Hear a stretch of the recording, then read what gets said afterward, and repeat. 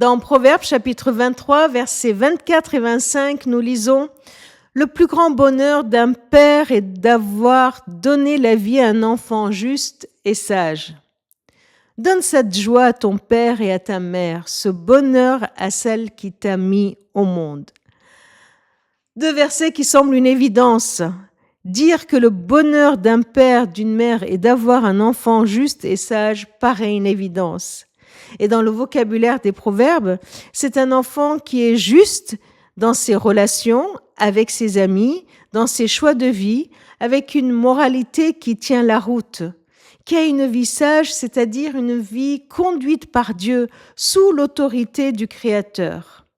Une question, est-ce bien vrai? Est-ce vrai pour nous parents que notre bonheur est d'avoir des enfants justes et pleins de sagesse? Et si c'est cela le bonheur parental, alors disons-le clairement à nos enfants, reconnaissons-le, inculquons-le à nos enfants et ne tombons pas dans le piège de croire que le bonheur est dans le succès matériel, dans la réussite professionnelle. Ne tombons pas dans le piège de mettre de la pression et recevoir même sur nous la pression de ce monde avec des critères de réussite qui seraient les critères du bonheur. À notre tour, cherchons la sagesse, vivons une vie juste pour faire à notre tour le bonheur de nos enfants. Et par-dessus tout, croyons que c'est bien ce que notre Père céleste nous demande. Le prophète Michée l'avait exprimé avec ces mots très simples. On t'a enseigné ce qui est bien, ce que le Seigneur exige de tout être humain. Et voilà le chemin d'une vie juste et sage qui sont décrits avec ces quelques mots.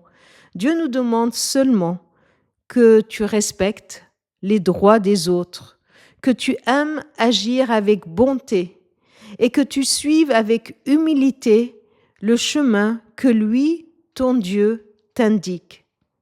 Respecter les autres, agir avec bonté et suivre avec humilité les commandements du Seigneur, le chemin du Seigneur.